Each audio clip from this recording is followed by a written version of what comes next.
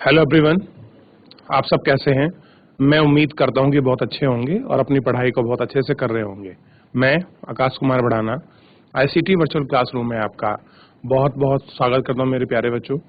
जैसा आपको पता है कि हमारी 6th क्लास है और हम लोग देख रहे हैं हमारी पुस्तक हमारे अतीत फर्स्ट। हमारे अतीत के अंतर्गत बच्चों अभी तक हम लोग 4 जो चैप्टर है उनको बहुत अच्छे से हम लोग आपका बच्चों उनको देख चुके हैं। हम उनके प्रश्न उत्तर कर चुके हैं। 5वां चैप्टर हम लोग आपका प्रारंभ कर दिए थे कल। आज हम उसको आगे प्रारंभ करेंगे। क्लियर है बच्चों? तो आज जब हमारा चैप्टर आपका प्रारंभ होगा तो हम इसमें आपकी नई नई चीजों के विषय में आपका जानेंगे और सीखेंगे। क्लियर है बच्चों? तो हम चलते हैं सीधा आपका डिजिटल बोर्ड की तरफ। देखिए, ध्यान देना है बच्चों आपको कि चैप्टर आपकी स्क्रीन पर है और चैप्टर में जैसा आपको दिखाया गया है कि राज्य, राजा और एक प्राचीन गणराज्य, हम इनके विषय में आपका जानेंगे और इनको पढ़ेंगे। देखिए, सबसे पहले हमने देखा कि कल हम लोग आपका यहाँ तक कंप्लीट कर चुके थे, लेकिन हमको थोड़ा इससे आगे पढ़ना है। अब पहले यहाँ से देखते हैं। चुनाव का दिन है। जब शंकरन उठा तो उसने देखा कि उसके नाना नानी वोट डालने जा रहे थे। अब ये व्यक्ति है, बच्चा है, आप ही की तरह शंकरन। जब ये सुबह उठता है तो क्या देखता है कि उसके नाना नानी जो हैं वो कहाँ जा रहे हैं? वोट डालने के लिए। बच्चों, ऐसे कितने बच्चे हैं जिन्होंने आपके अपने घर परिवार वालों को, अपने बड़े भाइयों को, मम्मी पापा को, दादा दादी को गांव में वोट डालने जाते हुए आपका देखा है? हाथ खड़े कीजिए, कितने ऐसे बच्चे हैं जिनको पता है कि वोट गिरते हैं, वोट गिरने जाते हैं, गांव में वोटिंग होती है? किसी बच्चे ने देखा वोट गिरते हुए आज तक वोटिंग के लिए? चलिए, कोई बात नहीं, मौका मिलेगा आपको।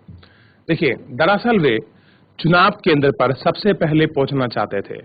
शंकरन जानना चाहता था कि आखिर वे इतने उत्साहित क्यों हैं। उत्साहित मतलब इतनी जाने की जल्दी क्यों दिखा रहे हैं। क्लियर है? उनके नाना जी ने उसे जल्दी में समझाने की कोशिश की और कहा, आज हम अपने शासकों को चुनने जा रहे हैं। देखिए, एक छोटे शब्द में बोल गए कि हम क्या करने जा रहे हैं? अपने शासकों को चुनने जा रहे हैं। अब बार आप भारत की बात करोगे तो भारत में आपका डेमोक्रेसी है, यानी कि लोकतंत्र है। लोकतंत्र का मतलब है जनता का शासन। क्या है? जनता का शासन। आप इसको समझिए, ठीक है? आइए हम लोग देखते हैं कि थोड़ा सा हम लोग आपके प्राचीन काल में जो आपकी स्थिति बनी हुई थी उसको लेकर और वर्तमान स्थिति कैसे उसे मेल खाती है कि नहीं खाती है, और है तो आपका किस तरह से वो आपका डिफरेंट है। इन चीज को हम लोग अपने इस लेक्चर के माध्यम से जानने का प्रयास करेंगे। ध्यान दें, कुछ लोग शासक कैसे बनते थे? लगभग 50 वर्षों में हम अपने शासकों का चुनाव मतदान के जरिए करते आ रहे हैं। कह रहे पिछले 50 साल से तो अब ज्यादा हो गए, लगभग आपको 70 का दशक हो गया है। क्लियर है? 70-75 सालों से हम लोग क्या करते आ रहे हैं बच्चों? हम लगातार अपने मतदान के माध्यम से ही क्या करते आ रहे हैं? अपने शासक नहीं कह सकते, देखिए ये आपको समझाने की कोशिश कर रहे हैं। जैसे हमारे यहाँ विधायक होते हैं, क्लियर है, जिनको हम लोग एमएलए बोलते हैं। एमपी होते हैं जिनको हम सांसद कहते हैं, आपका मेंबर ऑफ पार्लियामेंट। गांव के प्रधान हो गए। तो हम लोग क्या करते हैं? गांव के सभी व्यक्ति उनको वोट देकर चुनते हैं। क्या करते हैं? चुनते हैं। मान लीजिए 4-5 व्यक्ति आपके चुनाव में खड़े हैं तो हम वोट देते हैं अपना, और जिसको अधिक आपका बहुमत आपका प्राप्त होता है, अधिक बहुमत प्राप्त ही व्यक्ति क्या होता है? आपका चुनाव जीतता है। ठीक है? इसी प्रक्रिया को हम लोग जब आप लोग बड़ी कक्षा में आओगे तो आपको पता चलेगा कि कैसे वो आपके मुख्यमंत्री बनते हैं, कैसे आपके प्रधानमंत्री बनते हैं, क्या उनके पूरी आपकी प्रक्रिया है, ये आपको समझ आएगा। लेकिन उससे पहले हम लोग जान रहे हैं अब चीजों के बारे में। देखिए, लेकिन बहुत पहले लोग शासक कैसे बनते थे? यानी कि बहुत समय पहले के जो लोग थे शासक, यानी कि वो आपका राजा कैसे बनते थे? बात कर रहे हैं आपके, देखिए, ऋग्वेदिक आपके काल के समय में। जब आपका ऋग्वेद का जो हम समय पढ़ रहे थे, क्लियर है, लगभग 3000 साल पहले की बात, आपके 3500 साल पहले की बात में हमने अध्याय 4 में पढ़ा है कि कुछ राजा संभवतः जन यानी लोगों द्वारा चुने जाते थे। हमने क्या देखा है कि बहुत सारे राजा ऐसे थे जो आपका लोगों द्वारा चुने जाते थे, यानी कि कोई व्यक्ति अपनी मर्जी से कहीं का शासक नहीं बन सकता था। परंतु करीब 3000 साल पहले राजा बनने की इस प्रक्रिया में कुछ परिवर्तन दिखाई देते हैं। कह रहे जो आपका 3000 साल पहले जो आपका राजा बनने की जो प्रोसेस थी जो आपकी प्रक्रिया थी, हम लोगों को क्या दिखाई देते हैं उसमें बच्चों? हमें उसमें कुछ आपके परिवर्तन यानी कुछ चेंजेस जो हैं हमको दिखाई देते हैं। कुछ लोग बड़े बड़े यज्ञों को आयोजित कर रा, राजा के रूप में प्रतिष्ठित हो गए। क्या हो गए आपका? प्रतिष्ठित, यानी कि आपके प्रसिद्ध फेमस हो गए। उन्होंने बहुत बड़े युग आपके यज्ञ करे और यज्ञ करने के बाद उन्होंने क्या किया? अपने आप को प्रतिष्ठित कर दिया कि मैं ये बहुत बड़ा यज्ञ कर रहा हूं और इसलिए मेरे को राजा बनना है। ठीक, आगे देखिए। अब है अश्वमेध यज्ञ। अच्छा बच्चों, कोई ऐसा बच्चा है जो स्क्रीन से खड़ा होकर, अपनी क्लास से खड़ा होकर चैप्टर को पढ़ना चाहता है? जैसे मैं अपनी क्लास से कराता हूँ, हर लेक्चर में मैं 2-4 बच्चों से, 2-4 स्कूल से बच्चों को बोलता हूँ कि आप लोग अपना माइक लीजिए, चैप्टर को पढ़िए। कोई भी स्कूल से अगर कोई भी बच्चा ऐसा वॉलंटरी है कि वो आपका पढ़ना चाहता है, तो आप लोग माइक लेकर, मैं आपको अनम्यूट करा दूंगा और आप बच्चों पढ़ सकते हैं। कोई ऐसा बच्चा हो किसी भी स्कूल से जो माइक लेकर आपका पढ़ना चाहता हो? जीजीआईसी सुल्तानपुर, आप पढ़ना चाहोगे बच्चों? Good morning sir. Very good morning. आप पढ़ना चाहोगे बच्चा? आपका नाम क्या है? आयशा। आयशा। आयशा, आप चैप्टर को पढ़ना शुरू करें। अश्वमेध यज्ञ, माइक को पास करें मुंह के। अश्वमेध यज्ञ एक ऐसा ही आयोजना था। इसमें एक घोड़े को राजा के लोगों की देखरेख में स्वतंत्र विचरण के लिए छोड़ दिया जाता था। इस घोड़े को किसी दूसरे राजा ने रोका तो उसे वहां अश्वमेध यज्ञ करने वाले राजा से लड़ाई करनी पड़ती थी। अगर उन्होंने घोड़े को जाने दिया तो इसका मतलब यह होता था कि अश्वमेध यज्ञ करने वाला राजा उनके ज्यादा शक्तिशाली था। इसके बाद उन राजाओं को यज्ञ में आमंत्रित किया जाता था। यह यज्ञ आमंत्रित किया जाता था। यह यज्ञ विशिष्ट पुरोहितों द्वारा संपन्न किया जाता था। इसके लिए उन्हें उपहारों से सम्मानित किया जाता था।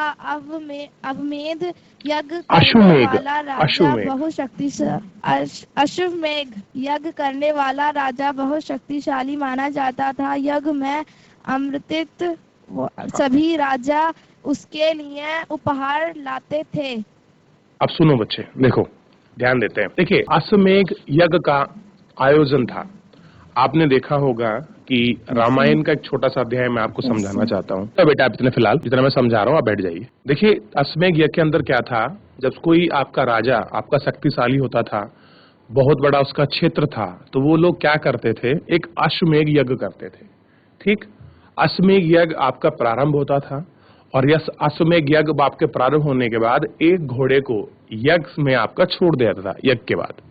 और उसमें ये कंडीशन थी कि जहां तक आपका जो घोड़ा है स्वतंत्र यानी कि फ्री रूप से आप तक विचरण करेगा, यानी कि जहां तक जाएगा उसके पीछे पीछे आपकी सेना जाएगी। ठीक है, अगर कोई व्यक्ति उस घोड़े को या कोई व्यक्ति, कोई राजा उसको पकड़ता है, तो जो पीछे पीछे आपकी सेना आ रही है, किसकी? अश्वमेध यज्ञ वाले आपके राजा की, उससे क्या करना पड़ेगा? उसको युद्ध करना पड़ेगा। ठीक है, अगर युद्ध में वो लोग उससे आपका जीत गए तो उनका सारा राज्य उनके अंदर सम्मिलित हो जाएगा। ऐसी कुछ कंडीशन थी। आप उनसे हार गए तो सारा राज्य फिर कहां चला जाएगा? उनके पास। और अश्वमेध यज्ञ हर कोई राजा नहीं कर सकता था बच्चों। अश्वमेध यज्ञ जो आपने आप में बहुत शक्तिशाली हो वो ही कर सकते थे। आपने भगवान श्री राम को देखा होगा, वो आपका अश्वमेध यज्ञ करते हैं और अपने घोड़े को छोड़ देते हैं और आपका उनके पुत्र ही उनको पकड़ लेते हैं, लव और कुश। फिर क्या होता है?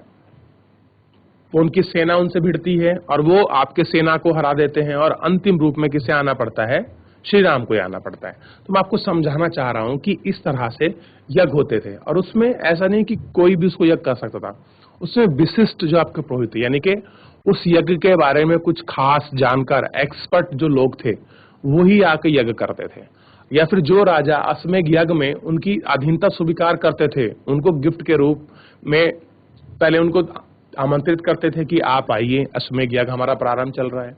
वो लोग उसमें आते थे, वो राजा के लिए कुछ आपका गिफ्ट लाते थे और बोलते हैं कि जो राजा अश्वमेध यज्ञ कर रहा था उसको बहुत शक्तिशाली समझता था। ये राजा कैसा है? बहुत शक्तिशाली। शक्तिशाली का मतलब है कि वो बल से भी शक्तिशाली है और आपके धन धान्य से भी आपका शक्तिशाली है। तो इस तरह से अश्वमेध यज्ञ होता था। चलिए आगे पढ़ना प्रारंभ करें। और बच्चा पढ़े कोई? बहुत अच्छे, पढ़िए बेटे। जैसी सुल्तानपुर पढ़िए। इन सभी यजोजनों में राजा का मुख्य स्थान होता था। उसे राजा सिंहासन या बाघ की खाल के एक विशेष आसन पर बिठाया जाता था। युद्ध क्षेत्र में राजा का सारथी ही उसका सहचरी होता था। यात्रा के अवसर पर वह राजा यज्ञ के अवसर पर वह राजा पढ़े की विजयों तथा अन्य गुणों का गान करता था। राजा के सगे संबंधी खासकर उसकी रानियों तथा पुत्रों को भी कई छोटे छोटे अनुष्ठान करने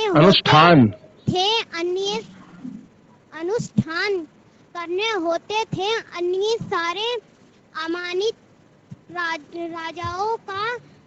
आमंत्रित राजाओं का काम फिर बैठकर यात्रा की पूरी यज्ञ की प्रक्रिया को देखाना भर था। राजा के ऊपर पुरोहित पवित्र जल के छिड़काव के साथ साथ अन्य कई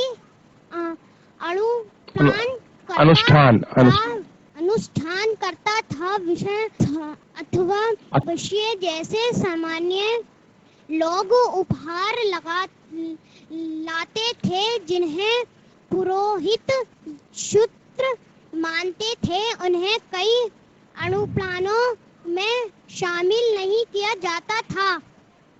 रुको बच्चे, अब देखो समझते हैं थोड़ा सा। ये क्या बोल रहे हैं कि बहुत सारे आयोजन होते थे और सबसे ज्यादा जो आपका राजा था उसका स्थान बहुत आपका मुख्य था, क्योंकि जब आपका जो व्यक्ति आपका यज्ञ कर रहा है तो उसका स्थान कैसा होगा बच्चों? मुख्य ही होगा। या तो वो आपका राज सिंहासन पर बैठता था या फिर बाघ की खाल का बना एक विशेष आसन मतलब आपका बैठने के लिए किस तरह का आपका चटाई वगैरह को छोटा जो होता है उसको क्या बोलते हैं? आसन बोलते हैं। और युद्ध क्षेत्र में राजा का जो सारथी था उसको सहचर होता था। ठीक, यज्ञ के अवसर पर वह राजा की जब आपका यज्ञ चल रहा है तो जो आपके राजा ने जो आपकी विजय करी है उन सारी विजयों का क्या होता था? गुणगान का मतलब होता था उन सारी चीजों के बारे में उनको व्याख्यान करा जाता था। लोगों को बताते थे कि आपका किस तरह से इन्होंने आपकी विजय प्राप्त की, राजा कितने महान हैं, क्या क्या चीजें हैं, ये सारे आपके गुणगान आपके राजा के होते थे। अब कह रहे हैं कि कुछ आपके राजा के आपके सगे संबंधी थे और खास करके बात कर रहा है कि जो उसकी रानी थी और उसके पुत्र थे वो भी क्या करते थे? छोटे छोटे अनुष्ठान का मतलब है कि वो यज्ञ करते होंगे, कुछ आपकी पूजा पाठ करते रहे होंगे।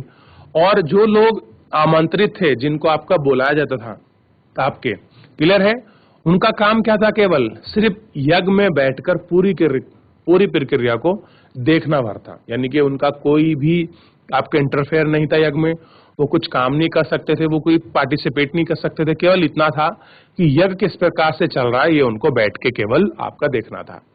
अब क्या होता था?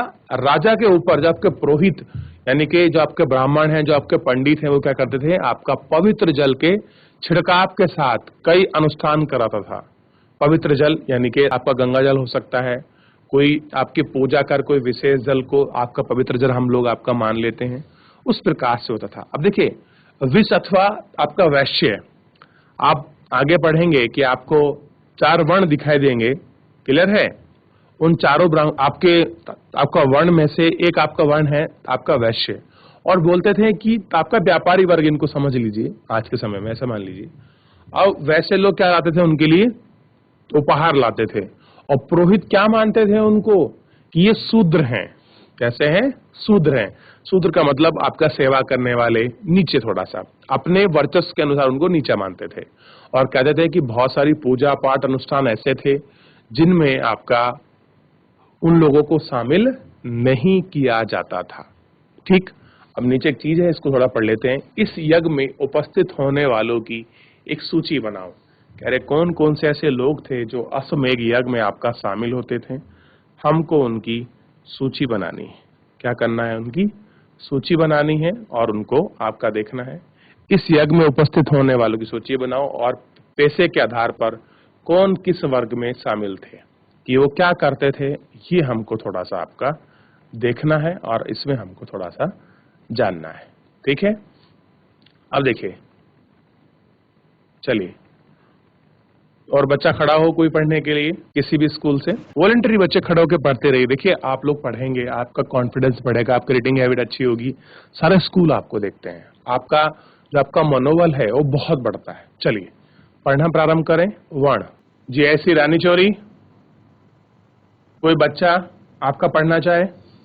हेलो सर नमस्कार, आपकी आवाज मैं सुन पा रहा हूँ। कोई भी ऐसा बच्चा जो आपका पढ़ना चाहे, आप खड़ा होकर वॉलंटरी, आप लोग देख सकते हैं कि बहुत बच्चे स्कूल से जुड़कर पढ़ते हैं और देखिए, पढ़ने से आपका आत्मविश्वास बढ़ता है और एक कॉन्फिडेंस आपका बिल्डअप होता है। हेलो, आपका नाम क्या बेटे? My name is Ajay Vijayvarma. 8th class, ये तो चैप्टर 6 क्लास है ये तो हमारी। सर नमस्कार। सर मैं नमस्कार चौहान सर। हूँ सर, यहाँ का मैं प्रधानाचार्य बोल रहा हूँ सर इस स्कूल का। जी सर। सर हमने कमांड बैठाया, ये क्लासेस मुझे बड़ी गुणवत्तापरक लगी, क्वालिटी एनालिसिस सर। के लिए सर मैं इनको एक साथ बैठाता हूँ बहुत और बहुत ये धन्यवाद बच्चे जो है ना बहुत अच्छा टर्म सीख रहे हैं। अगर 8th का बच्चा है तो उसे शिक्षा का यदि टर्म नहीं आ रहा तो वो इससे सीख पा रहा है सर। बहुत ही अच्छी गुणवत्तापरक शिक्षा दे रहे हैं सर आप। धन्यवाद सर, आपके मार्गदर्शन में हमने ये बहुत ही- चीजें आपकी प्रारंभ करी हैं कि बच्चा खुद खड़ा हो, खुद से पढ़े, ताकि और बच्चों का जो जी, जी। कॉन्फिडेंस है, आत्मविश्वास वो आपका बढ़े। इसलिए शायद मैं सब बच्चों को बोलता हूँ आप लोगों को पढ़ना चाहिए। बड़ी क्वालिटेटिव क्लासेज है सर, इसलिए मैंने सबको इकट्ठा बिठाया है। इतनी क्वालिटी धन्यवाद को सर। साल भर नहीं मिल पाएगी जितनी आजकल 21 तारीख तक मिल पाएंगी सर। ठीक है सर, थैंक धन्यवाद यू। सर। धन्यवाद सर। कोई भी एक आपका वॉलंटियर बच्चा ले और पढ़ना प्रारंभ करें। हम लोग वर्ण व्यवस्था को सीखना हेलो। प्रारंभ करेंगे। हेलो जी बच्चे।